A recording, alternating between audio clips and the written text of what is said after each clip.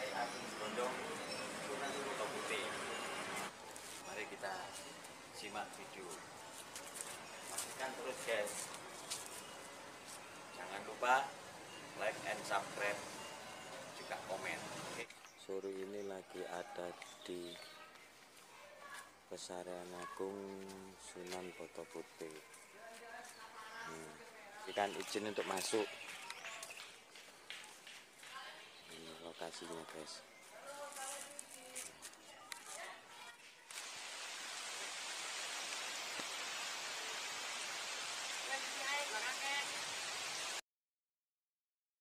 Kita sekarang berada di area pemakaman Mbah Kiai Brondong beserta makam Maulana Muhammad Safiuddin Sultan Banten yang ke-17 terakhir ini ya. Yang terakhir. Mohon maaf bila mana nanti di dalam tidak boleh bicara, tidak ada suara dan apapun. Jadi nanti yang ikut masuk silent, jadi jangan ada suara. Ya. Yang ini apa yang ini? Oke, mari.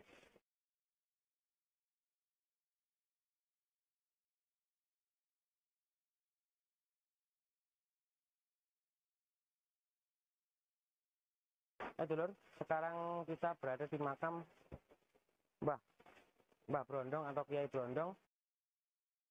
Beliau berasal dari Blambangan, Banyuwangi. Dan beliau bertapa, tapi bertapanya unik. Jadi Mbah Brondong ini bertapa di atas perahu yang pada akhirnya terdampar di daerah Sedayu, Gresik. Nah, beliau bernama Lanang Dangiran dan ia terdampar di daerah Sedayu. Ditemulah dengan seseorang yang bernama Kendil Wesi. Nah, ceritanya kenapa dinamai dengan Ki Ageng Brondong? Dikarenakan beliau pada waktu ditemukan badannya itu penuh dengan hewan-hewan kecil, binatang-binatang kecil dari laut seperti keong, seperti kerang dan lain sebagainya, yang akibatnya badannya itu seperti bentol-bentol seperti brondong. Brondong dalam bahasa Jawa adalah jagung. Jadi seperti jagung. Merentul itu artinya akhirnya dia dijuluki sebagai Brondong yang asal usulnya bernama Lanang Dangiran. Beliau adalah pangeran dari Blambangan, Banyuwangi. Nah, setelah beliau sudah agak dewasa, dengan ayahandanya angkat Kendil Wesi, diperintahlah beliau untuk sekolah atau mengaji atau menimba ilmu kepada Sunan Ampel yang ada di Surabaya. Akhirnya beliau ke sini dan disebutlah Pangeran Lanang Dangiran sebagai Kiai Brondong setelah beliau sudah bisa bersiar agama sendiri. Nah, begitu guys. Dan ini makamnya makam Ki Ageng Brondong atau Pangeran Lanang Dangiran. Peneduhnya atau atapnya di sini sisinya diberi lubang, akhirnya yang pada langsung, jadi tidak ada ininya. Nah, tidak ada penutupnya dari atapnya tidak ada penutup. Dan sebelah kanan kiri terdapat makam-makam mungkin dari kerabat-kerabat beliau ya. Banyak sekali. Di sini juga ada makam Pangeran Timur. Maulana Manik. Ini Pangeran Timur, Sultan Banten yang ke-17. Kalau dengan yang itu artinya tua mana, Pak? Kalau yang dengan yang dalam? Ya, kurang tahu ya, paling. Artinya Maulana Muhammad Safiuddin nyata adalah kerabat dari istri Ki Ageng Brondong, artinya beliau adalah adik ipar adik ipar yang berada di Kesultanan Banten. Gitu, Kesultanan Banten. Jadi istri dari Kiai Brondong sendiri berasal dari Kesultanan Cirebon. Beliau adalah kerabat dari istri Kiai Brondong. Sekarang kita berada di area pemakaman Kiai Honggo Wongso dan Kiai Honggo Wijoyo. Beliau berdua adalah anak dari Sunan Boto Putih atau dikatakan Kiai Brondong. Sebetulnya anak dari Kiai Brondong atau Boto Putih 7, yang 5 perempuan, yang 2 laki-laki. Kiai Honggo Wongso dan Kiai Honggo Wijoyo. Honggo Wongso beliau berada di Pasuruan, sedangkan yang Honggo Wijoyo berada di Surabaya. Ya, ini secuplik cerita untuk beliau. Mereka berdua atau beliau berdua adalah anak turun atau anak langsung dari Kiai Brondong. Mari kita masuk area makam. Mari.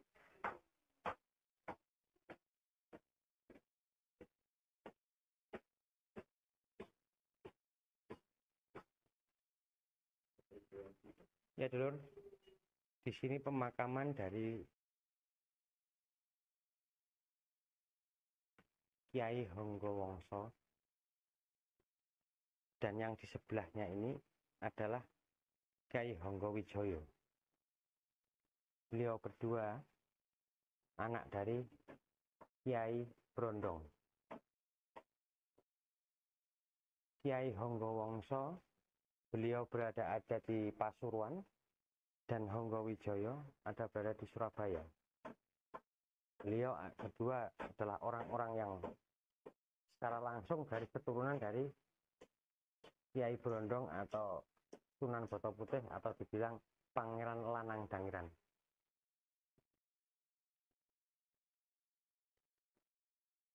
Maaf dulur, kondisi hujan, jadi becek semua. Ya, kita bersyukurlah dari hujan ini adalah berkah. Kita bisa masuk dalam area pemakaman keluarga besar dari Pangeran Lanang Dangiran atau bisa disebut Kiai Brondong atau Sunan Boto Putih. Oke, secuplik sudah kita expose. Sekarang kita menuju kepada area pemakaman yang lainan. Mari. Di sini kita berada di makam Kiai Ageng Pemanahan atau Kiai Romli dengan Kiai Pangeran Aji atau Kiai Guson. Di sini ada 2 pemakaman. Beliau juga kerabat dari Kiai Brondong atau bisa disebut Pangeran Lanang Dangiran atau Sunan Boto Putih. Dulur. Mari masuk. Pangeran Ali dan Kiai Guson atau Kiai Romli.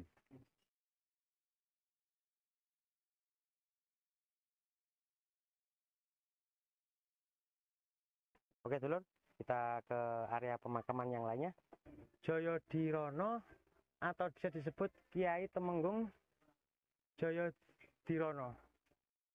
Kelihatannya di sini banyak sekali pemakaman ya, dalam arti dari garis keturunan beliau. Daripada kita kelamaan, mari kita langsung saja masuk.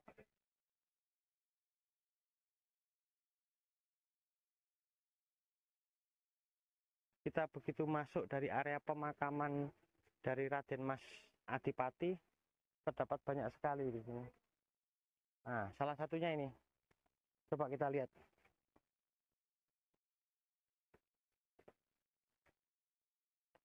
Nah, kenapa di sini? Karena saya merasa aneh saja. Yang lainnya tidak ada penutup atau payonan ya. Tapi di sini ada payonan Hajah Yani Supriyanti binti Soekarno. Ya.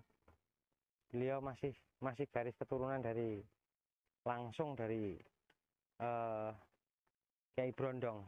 Mari kita tengok yang selanjutnya.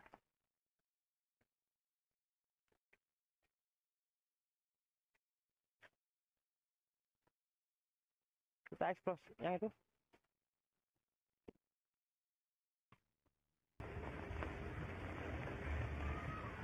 Dulur, selain dari kita yang tadi, di sini ada kesamaan dengan yang sana.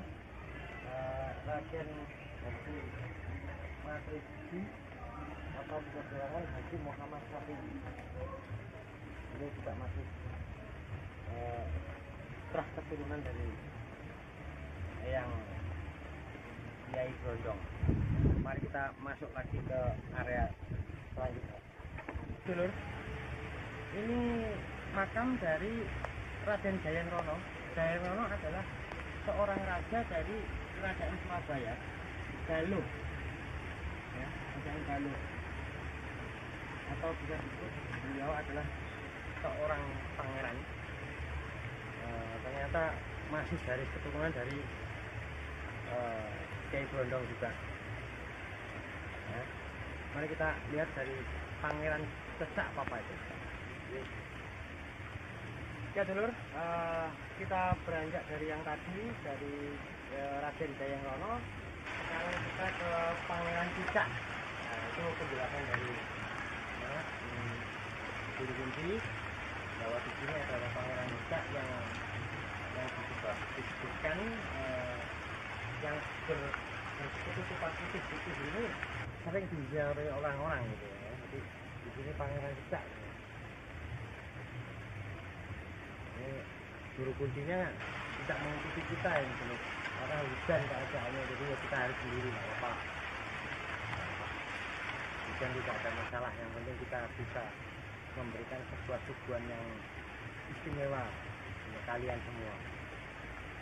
Oke, kita beranjak kepada yang lainnya. Adipati Cokronegoro, Bupati pertama Surabaya. Jadi dulur, mari kita masuk dan kita melihat makam dari Mbah Cokronegoro.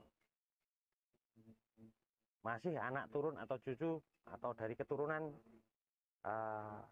Sunan Bata Putih atau Kiai Brondong. Mari dulur, kita masuk ke area makam.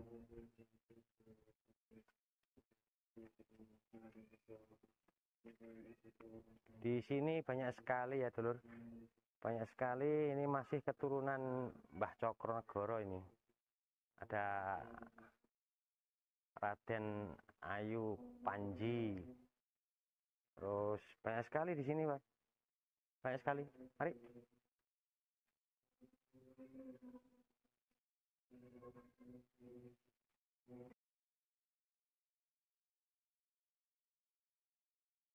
Ini makam dari Mbah Cokronegoro, Bupati Surabaya pertama, ya. Di sini ada keunikan tersendiri ya, lho. Jadi beliau makam ini ada penutup dan yang lainnya tidak ada. Di sana ada tulisan Pesarean Agung Raden Adipati Cokronegoro IV, Bupati Surabaya pertama. Banyak sekali di sini dulur. Tapi kayaknya tidak ada nama.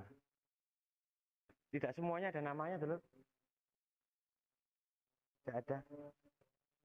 Dan kalau dilihat dari ini, dari apa? Pesarean ini benar-benar kayak sudah lama banget. Jadi tidak dari mungkin zaman-zaman sekarang, tidak, jadi memang dari awal yang seperti ini. Pesarean yang dulu terlihat pesarean yang lama, memang ya lama. Itu. Dan mungkin di sini hanya secuplik atau sedikit, tidak banyak. Hanya sebatas dulur, apa, saudara-saudara, mungkin kerabat-kerabat dekat ini keluarga.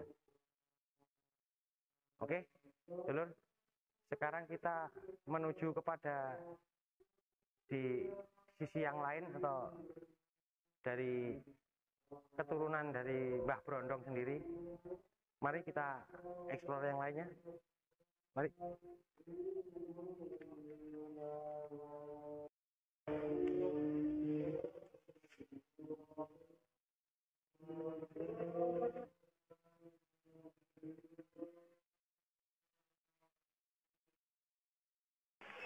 Spiritual dari Bupati pertama Surabaya, Raden Cokronegoro. Ya. Dia bernama Syekh bin Ahmad bin Abdul Fakih bin Abdul Fakih.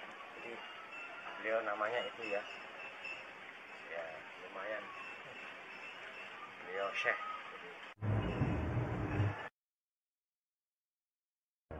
Makam dari guru Raden Cokronegoro dimakamkan.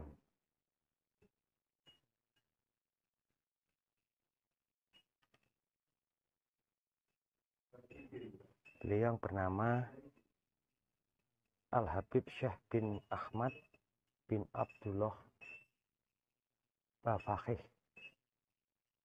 Dan yang satu Al-Habib Muhammad bin, tidak terlihat guys. Mari kita agak dekat saja. Agak dekat. Lain dulu ya. Makam di sini, makam ini lain daripada yang lain. Dalam arti hanya beliau berdua di sini, yang lainnya berkerabat banyak sekali, dan di sini cuma berdua. Artinya hanya beliau-beliau ini yang ada di area ini.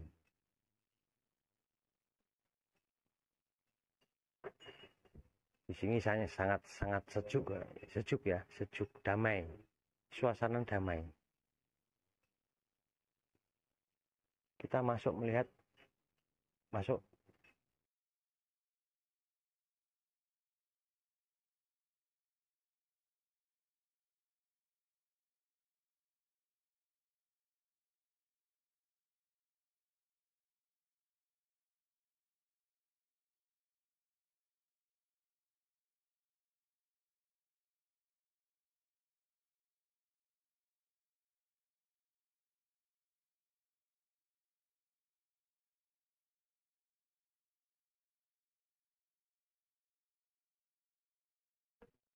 Mari dulur kita ke area makam selanjutnya. Kita di sini sudah berdoa. Insya Allah kita diberkahi atau diberikan izin yang selanjutnya. Bupati pertama Sidoarjo yang bernama Raden Adipati Panji Dimas Cokronegoro. Ya, beliau masih kerabat atau masih dari terah keturunan Mbah Brondong atau Sunan Botol Putih. Beliau Bupati pertama Sidoarjo, dimakamkan di area ini juga. Dan di sebelah depan, sebelah kanan kerabat dan masih apa ya, dekat lah dengan beliaunya. Bupati pertama yaitu Raden Dimas Cokronegoro, Kiai Onggojoyo atau disebut Raden Dimas Cokronegoro. Sama dengan seperti yang lainnya, di sini area ini juga terdapat makam-makam yang lainnya, yang warganya masih sarmutra atau kerabat dari beliaunya Raden Dimas Cokronegoro. Itu masih garis turun terus dari Kiai Brondong atau Sunan Botol Putih. Sangat simpel ya, simpel, kecil tapi apa ya, berwibawa banget. Beliau adalah orang-orang yang ahli tirakat dan ahli apa ya, ini dalam bidangnya. Walaupun sudah meninggal tapi masih mempunyai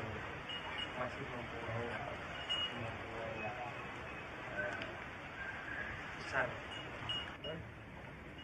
Ini untuk Adipati Panji Dimas Cokronegoro. Dan Raden Tumeng Dewi Jimat Condronegoro. Kita beralih pada yang lainnya. Ini berikutnya kita ke area yang lain karena kondisi hujan ya dulu. Kita ke yang lain.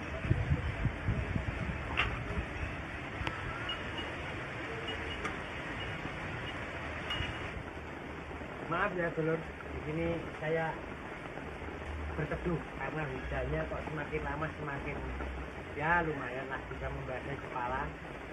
Ya, saya berteduh di sini aja. Ini cuplikan saja dari Pangeran Jayengrono. Jadi Pangeran Jayengrono itu adalah seorang raja yang ada di Kerajaan Surabaya kalau nggak salah. Kalau saya tidak salah itu namanya adalah Kerajaan Galuh atau apa. Dan beliau suatu hari melakukan berburu. Berburunya itu ada di daerah Lidah atau jadi Balas Kumpe juga di Surabaya juga. Beliau melakukan perburuan yang pada akhirnya terlalu malam. Akhirnya beliau bermalam ada di hutan tersebut. Namanya Alas Balas Kumpe itu, dan bertemulah Pangeran Jayengrono bertemu dengan seorang wanita dan akhirnya menikah. Selir lagi. Nah, dia memberikan sebuah cenderamata. Cenderamata ini diberikan kepada wanita tersebut dan dia berkata, "Opo yen sak wayah-wayah anakku lahir jenengno Sawung Galing. Nen lanang Sawung Galing. Mengko yen arek iki to bocah iki goleki aku, iki wehno. Iki kok nggowo." Nah, jadi Cendramata tadi suruh membawa anaknya untuk mencari bapaknya yang ada di Surabaya kota. Itu kira-kira. Nah, lalu beranjaklah dewasa anak tersebut di Sawung Galing. Dia bertanya kepada ibunya, "Mak, bapakku sopo? Bapakku siapa? Ayah andaku siapa?" Berkali-kali ia bertanya, sang ibu tidak menjawab atau ya berlalu gitu aja. Yang pada akhirnya Raden Sawung Galing tidak terima dengan itu dan dia terus bertanya ke ibu. Yang pada akhirnya ibunya itu memberikan jawaban, "Bapakmu yang Surabaya kono. Nah, golek ana. Nek kowe goleki bapakmu iki gawon. Bawalah ini cenderamata yang diberikan ayah andamu. Berikan besi lempengan." Berikan itu, dan Sawung Galing sendiri langsung beranjak mencari bapaknya. Sampailah di Surabaya, dia bertanya sana kemari tidak dipindahkan lah dengan orang-orang di Surabaya. Dia berbekal seekor ayam jago dan pembekalan untuk dia sendiri. Dan dia datangi untuk di suatu tempat ada sabung ayam. Bermainlah si Sawung Galing di tempat sabung ayam tersebut, menang berkali-kali menang, yang pada akhirnya berita itu sampailah kepada pihak kerajaan. Kerajaan itu ada adipati siapa saya lupa, itu yang dari Sumenep, dari Madura, itu masih paman paman dari istri dari Jayengrono. Akhirnya dia ditipu. Bagaimana caranya? Tipu muslihatnya supaya Sawung Galing ini tidak bisa dan tidak sampai bertemu dengan bapaknya yaitu Jayengrono, hingga mau dibunuh. Dibunuh pun itu juga tidak langsung dibunuh, tapi direkayasa, sebuah rekayasa cerita yang pada akhirnya Sawung Galing juga mengetahui akal bulus dari Patih siapa itu yang dari Madura itu, akhirnya mau dibunuh juga. waktu itu rame terdengarlah dari sang raja, yaitu Jayeng Rono. Ditantanglah yang namanya Sawung Galing, dan perkelahian mereka berdua ada di Kalimas yang terdapat Suro dan Boyo. Suro itu ikan hiu, Boyo itu buaya. Jadi sama-sama digaya, akhirnya mereka berdua bertarung mati-matian sampai pertumpahan darah dan lain sebagainya di Kalimas. Makanya Surabaya, asal muasal dari Surabaya itu perkelahian antara Jayeng Rono dan Sawung Galing yang ada di Kalimas. Itu secuplik cerita dulu ya. Cerita ya itu antara benar dan tidaknya wallahu alam. Kita bersyukur aja dulu hujan tidak ada arti, tiada arti hujan untuk menyuguhkan yang terbaik buat kalian, buat subscriber, buat penggemar dan pencinta Star Movie 9.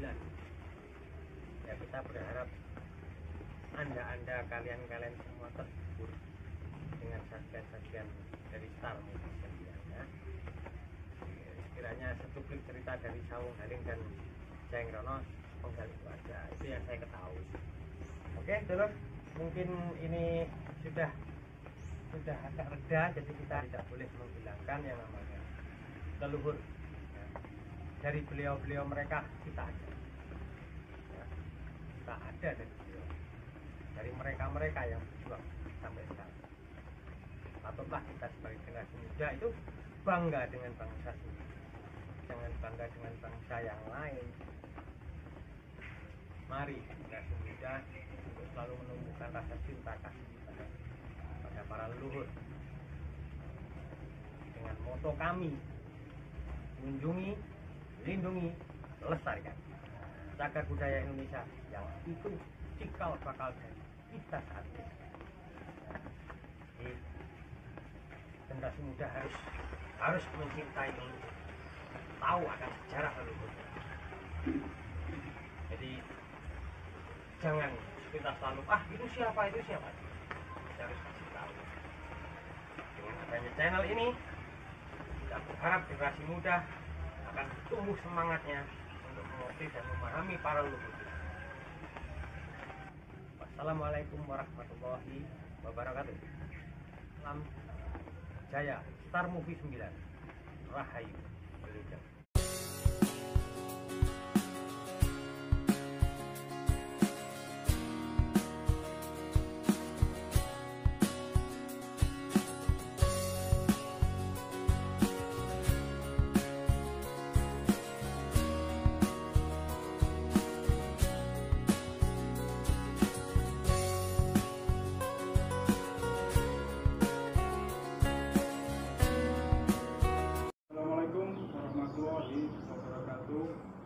Salam Rahayu.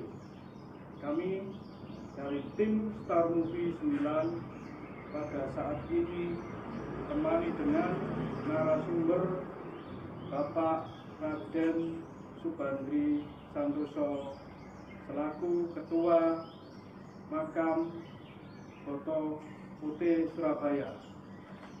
Yuk langsung saja kita bertanya kepada Bapak Subandri, bagaimanakah kisah sejarahnya Sunan Boto Putih dan siapa sebenarnya Sunan Boto Putih itu?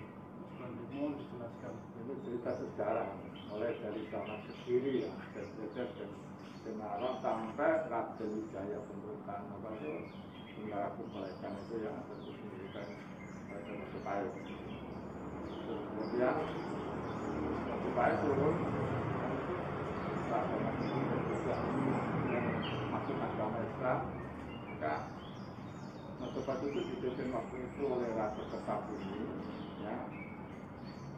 Tapi Islam sudah mulai masuk lah ke Jawa ya. Itulah bagian keturunan Raja Brawijaya itu ke Batangan, karena ada ketika namanya tadi Rawang Awu II, Raja Kalmo Awu II sebelum Mataram ya. Surabaya belum dikuasai Mataram, Surabaya berarti belum dikuasai Mataram. masuk Mojopahit ya. Masih Mojopahit. Kemudian Mataram masuk Ya. ke sini, itu bupati di sini namanya Bupati Pekik. Badan Pekik yang ditembakan dan makannya Raden Pekik yang ditembakan iya. di daerah Surabaya itu Iya. ya. Bupati pertama. Bukan masuk ke bawah Mataram, dan Oh, Bupati Mataram. di bawah Mataram. Di bawah Kekuasaan Mataram. kekuasaan Mataram. Ya. Kalau si Ujung Berondong itu adalah keturunan Raja Blambangan, Banyuwangi. Berarti nama aslinya Sunan Boto Putih itu Kiai Brondong. Bukan, itu nama peristiwa. Gini, Pangeran namanya bisa Pangeran Lanang Dangiran namanya. Pangeran Lanang Dangiran itu keturunan Raja Blambangan. Dia senang bertapa, bertapanya itu semedi kasarnya itu pakai perahu, pakai jalan itu. Nggak makan berbulan-bulan, dan akhirnya kena ombak karena ada apa tuh angin lebat, dapat tuh kapalnya terbalik, terus sampai di pantai Sedayu. Sedayu Gresik. Dari Banyuwangi itu karena dia senang bertapa di Pangeran itu, senang ada musik angin, kena angin itu, ya nggak boleh terguling. Terdapat di kota Sedayu. Lalu perjalanan di laut itu, di Sedayu itu, badannya itu ditempeli oleh dinamika, ya apa kan, kerang, ya apa itu, sehingga setelah itu seperti berondong. Berondong itu namanya sabung berondong. Waktu di dapat itu ketemu di Sedayu, ketemu namanya Jai Kendil Wesi. Ditulis sama beliau itu sama istrinya. Waktu itu Pangeran Dangiran pada 18 tahun ya. Masih muda berarti. Masih muda. Terus ditolong oleh dia dari Kendil Wesi di situ, dia diangkat sebagai anaknya. Cita-cita juga bahwa di Pangeran Dangiran itu kalau dia itu keturunan Raja Banyuwangi. Si Kendil Wesi pun juga ngomong saya juga punya terah dari Banyuwangi. Tadi ketemu gitu loh. Oh gitu. Antara Kendil Wesi. Terus di situ belajar agama Islam pada di Pangeran. Berarti mulai belajar ajaran agama Islam itu di Surabaya. Dia keteguran, dia sudah waktu kan ya kawasan yang kita waktu itu di Kiai Kendil Wesi ya Pak. Jadi namanya Pangeran Dangiran. Lanang Dangiran. Lanang Dangiran. Dangiran. Nama aslinya. Nama aslinya Lanang Dangiran kan. Sunan Boto Putih itu. Kan karena dia pertama perahu yang Gumba apa tuh ya tenggelam, terdapat di kota Sedayu itu ditolong oleh Kiai Kendil Wesi. Itu diangkat sebagai anaknya. Ya, dari bahkan Pangeran Dangiran itu disuruh belajar ketemu sama Sunan Ampel. Sunan Ampel waktu itu masih ada. Oh gitu. Itu jatuhnya Mojopahit ya. Iya, belum jatuhnya Mojopahit. Itu jatuhnya Mojopahit. Sunan Ampel itu kan apa? Misalnya apa? Misalnya ya misalnya istrinya Raja Brawijaya, Raja Brawijaya itu kan kaya dengan Putri Cempo. Nah, Sunan Ampel itu keponaknya Putri Cempo ini. Oh gitu. Sunan Ampel itu hanya bisa ditaruh di Ampel itu karena ya masih ada hubungan sama Raja Brawijaya itu karena istrinya Raja Brawijaya itu kan dari Cempo. Iya. Nah, istrinya itu punya keponakan Sunan Ampel, Batu Ahmad lah. Itu gitu ya, kita gitu.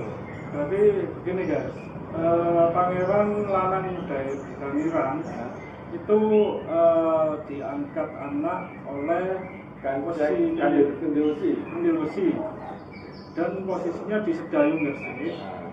Terus sama ayahandanya Bapak dilusi, disuruh belajar ke Agar itu disuruh belajar ke Surabaya di Sunan Ampel. Itu yang ceritanya. dalam si tangan dan itu kan ngajar dari guru agama. Mungkin ya tinggal lakunya baik dan itu disebut sama masyarakat setempat. Oh gitu. Terus karena dulu ketuanya itu waktu itu namanya Bruno disebut Kiai Brondong. Karena dulu waktu itu nama para daerah hilang namanya, jadi Kiai Brondong. Jadi Brondongnya itu tadi julukannya dari Waktu dia tenggelam, itu ada bintik-bintik gitu. kan ada binatang kecil-kecil. Oh, binatang kecil-kecil yang nempel Keong, gitu. kelihatan hitam, ya itu nah, sekarang tempatnya itu terdapat itu jadi kota Brondong. Sehingga saya kan ada kota Brondong. Oh, berarti terdapatnya tuh Di sejarah situ tempatnya sekarang itu tempat di mana terdapatnya pangan itu namanya Brondong itu kan masih ada loh sekarang. berarti julukan dari Sunan Botol Putih adalah Kiai Brondong. Iya Kiai Brondong. Terus nama aslinya Pangeran Anang. berarti aslinya itu Pangeran Anang Keturunan Raja Banyuwangi Blambangan. keturunan Raja Banyuwangi Blambangan. Terus kenapa Pak Menteri Kiai Brondong itu kok dapat nama Sunan Botol Putih? Ya, karena dia tinggal di situ, Sunan itu kan panggilan aja saja. Itu bukan anu ya. Ya Sunan itu kan dia pangeran loh. Pangeran, Sunan itu kan pangeran loh. Sunan itu. Berarti apa termasuk status ya? Status Iya kan Sri Raden itu kan gitu. ya kan. Ya jadi tapi berperbangan. Gitu. Di sini jadi Surabaya juga ada ngajar ngaji di Botol Putih kan. Sama Pangeran itu kawin di luar Cirebon, itu Cirebon. Sama dari Indonesia disuruh tinggal di Botol Putih. Itu juga mengajarkan secara agama Islam. Itu loh. Jadi gini Mas Badri, mulai tahun berapa Sunan Botol Putih itu mulai mengajarkan ajaran Islam di Surabaya? Ya sejak kenal sih ya kalau dia ini siapa tuh Pangeran dia itu kan lahir tahun 1538 1568 itu lahirnya. akhirnya terus kemudian ya kurang lebih 20 tahun lagi dia tinggal di kan dia waktu terdapat itu pun 18. Terus mulai dia menyiarkan ajaran Islam itu kira-kira tahun berapa? ya abad ke berapa ya 16an itulah Berjalan ya 15 1990 lah itulah sekarang umurnya 70 Pak dia itu meninggalnya Botol Putih itu terus dimakam itu meninggalnya tahun 1638 Berarti meninggalnya tahun 1638 dimakamkan di Surabaya situ. ya di Botol Putih Di Botol Putih itu ya. Berarti pertama kali yang menemukan makam itu yang merawatnya itu siapa? ya itu Panis toh kan dia ya Bojol itu kan punya anak 7 Bojol itu punya anak 7 5 perempuan 2 laki Om Gowijo dan Om Wijoyo. Om Wijoyo itu di jadi kapan waktu itu Bupati Surabaya itu namanya Raden Peki. Raden Peki. Raden Peki ya. Ada tuh di sini Dewan itu di apa makamnya. Tidak tembak. Karena waktu itu kan makam ada pemerintah Surabaya. Anaknya putranya ya itu Bojol itu ngelewangi pemerintahan itu akhirnya betul-betul akhir putranya ya dua Om Gowijo dan waktu itu jadi kesuruhan ya Om Gowijo itu ganti Pangeran Putih jadi yang Om Gowijo kesuruhan. Terus begini Mas Bandi, apa manfaatnya dengan adanya makam Sunan Botol Putih di wilayah situ untuk warga sekitar? Maka manfaat apa yang bisa bahwa makam itu makam warisan dari jadi hutannya kan luas Mas. Kalau Botol Putih itu masuk tanah perdikan. Tanah perdikan tanah itu tidak bayar pajak pada pemerintah Belanda.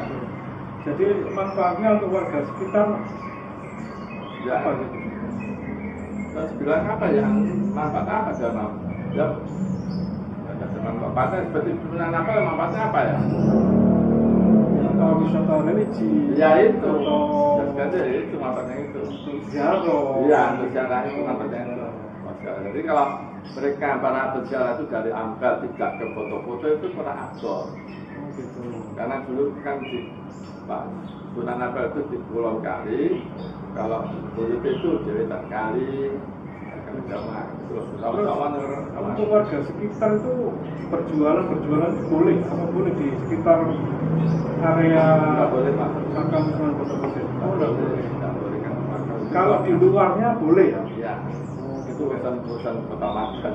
Nanti kalau di luarnya boleh, soalnya makam Sunan Botopusir itu guys sudah masuk cagar budaya dan sudah dilindungi Pemkot Surabaya. Iya, cagar budaya cuma 800 meter loh Mas. Cagar Yang budaya itu benar makam Buyut itu saja yang cagar budaya. oh gitu. Istilahnya enggak makam keluarga.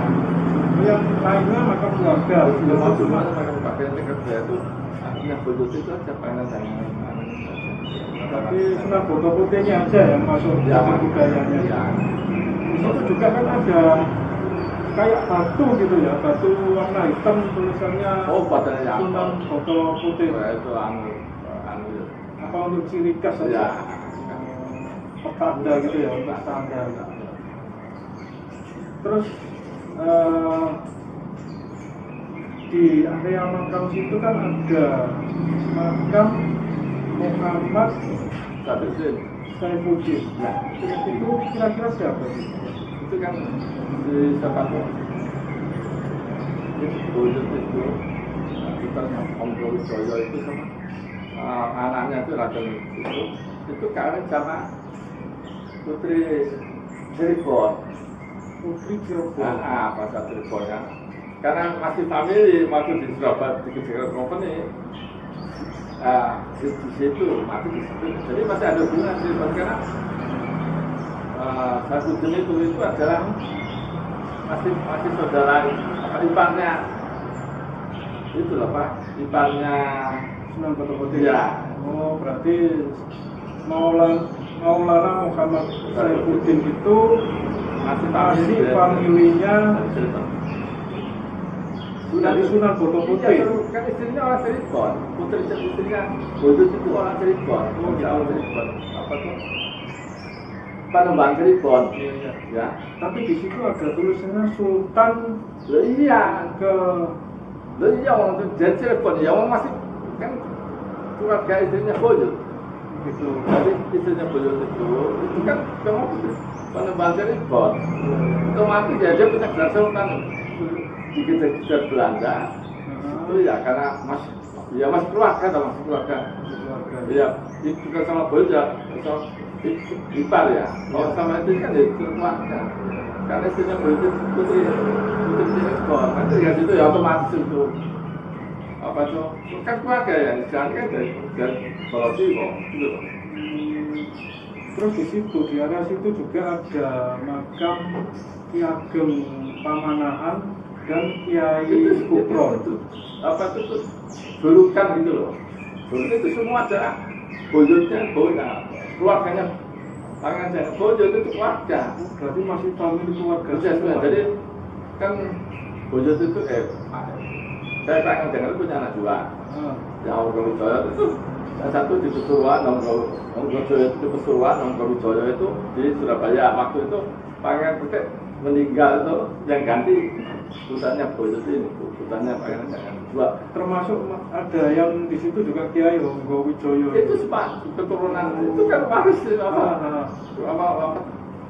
tuh keluarga ya turunannya semua ditarik ke Buyut. Terus ada lagi yang di pojok sendiri Pak Subandi.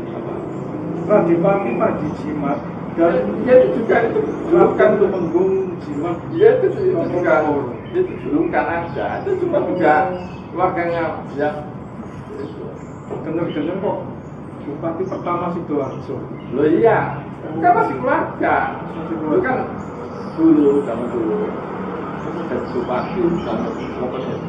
Kalau tidak harus punya keturunan bupati, Mas. Kalau tidak bisa. Oh gitu. Kan zaman sekarang dipilih di akhir kan tidak bisa.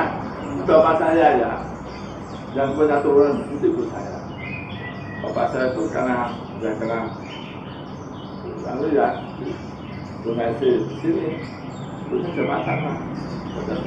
Kalau mau diangkat jadi bupati itu minta kursi melayang dari sini. Oh gitu. Ya, mau diangkat itu ke guru Jepang masuk. Bapak saya loh. Iya. Dulu Bekso itu ada menteri dalam negeri. Jadi kalau zaman dulu kalau tidak punya keturunan bupati tidak akan jadi hasil tidak ada jadi sana. Iya. Tidak bisa. Terus gini Pak Subandi, apakah di situ hanya dikhususkan untuk makam keluarga atau untuk umum? Keluarga. Keluarga saya Keluarga. Kalau umum itu pemasukan dari angkot yang masukkan. Berarti khusus untuk keluarga ya. Di situ ada turunan truk gitu ya. Ya, jadi keluarga itu nampak. Masing-masing itu punya turunan. Apa itu apa aja? Pertama kesepuan. Kesepuan. Kesepuan itu Wonggojo Bupati itu terus Kanoman. Kesepuan Wonggojo ya terus. Kanoman itu lupa ya. Pokoknya Kanoman. Terus Kasambonga. Terus Romo Jaya. Jadi kan tersebar dan semua kan jadi bupati. Ya apa-apa kan jadi mau nganu ya jadi. Mereka punya keluarga sendiri Mas. Bojo itu saya di situ tahun 1638. 1638. Pertama kan. Itu 4 keluarga ya? Bukan 4 keluarga. Banyak kok. Masih dapat itu 4 truk gitu ya? Oh, masing-masing bukan pas. Ada misalnya zaman saya ada punya anak, saudara saya juga punya anak. Mereka pakai nama sendiri gitu. Iya. Dan saya itu keturunan Kesepuan itu namanya dulu ada Bupati Surabaya Kesepuan, ada Kanoman, jabatan Mas. Tapi intinya Pak Menteri, posisi trahnya itu dari Sunan Borobudur itu. Iya. Berarti semuanya guys.